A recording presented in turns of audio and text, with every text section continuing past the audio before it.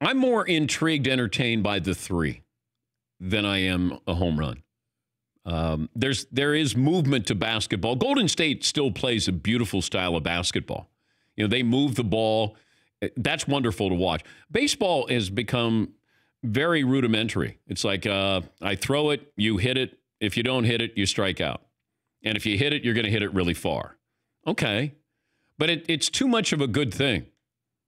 And that's what I think. Hey, we love the home runs. Home runs brought baseball back. You know, you had Sosa and McGuire brought baseball back. And then you got to the point where everybody's hitting home runs. And these ballparks are built for everybody to hit home runs in. And these pitchers are throwing so hard, just put a bat on it. And you can hit a home run. You get a home run and you get a home run.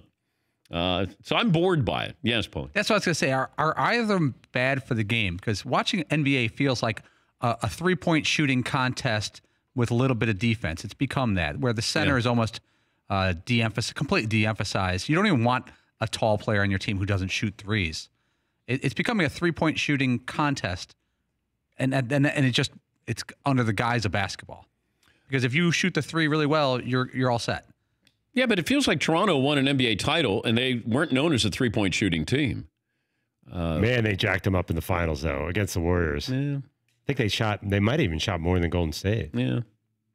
I'm still entertained by it and the strategies behind it, but home runs, like, I'm past it. You know, I am.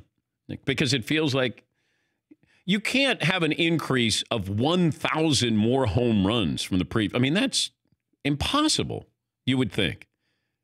And that's the pace that we're on. 1,000 more home runs. Yeah, Paul. The Toronto Raptors during the regular season were the 11th ranked team in three-point attempts. So they're in the top third. Yeah. And most of the good teams are Houston, Milwaukee. But then you mix in, Dallas shoots a lot of threes. Yeah, Fritzy. And then what does that say about the state of baseball? If one of the only things they can hang their hat on is about the excitement of the home run, if we're getting tired of that, then you're tuning in to see, other than a few star players, what's going to get you worked up about a baseball game. Oh, I would like to see some guy steal 75 bases. Yeah. I would tune in to see some guy who's hitting 320 who steals 75 or 80 bases where he keeps the pitcher all aflutter during a game. There's nobody like that. Remember Vince Coleman? That brief time that he was great. Oh, yeah. And Ricky. Yeah. Those guys were Tim entertainers. Raines. You get him on first base, and all of a sudden the game just locks up. Yeah. But at least you had movement.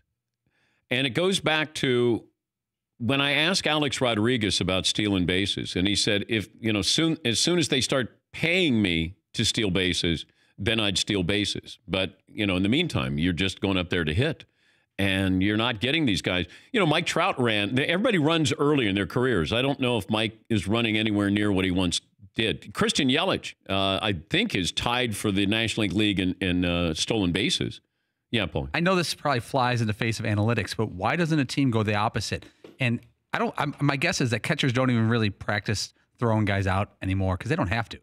How many guys are stealing bases during a game? What if you stole a ton of bases in baseball? Does that fly in the face of analytics because you get caught? Well, you go back to the St. Louis Cardinals. The Cardinals built a team around speed back in the 80s. And, they ended up winning because of that speed. And I would think that could come in handy if you have a pitcher's ballpark. If I had a pitcher's ballpark, let's say San Diego, and I had a pitcher's ballpark, I'd build it with speed, defense, and great pitching because I'm playing half of my games there. And I take my chances on the road.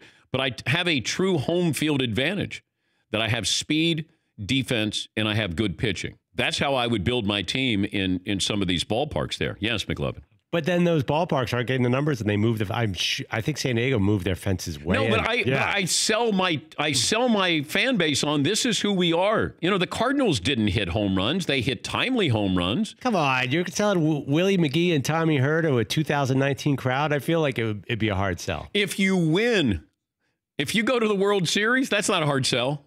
But with all the homers going out against you, it's kind of hard. You have to score a lot. If I have a good pitching staff, I have speed and defense.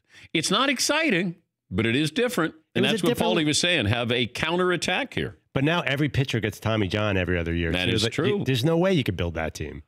I think. I don't. For more Dan Patrick Show, tune into Audience Channel 239 on DirecTV.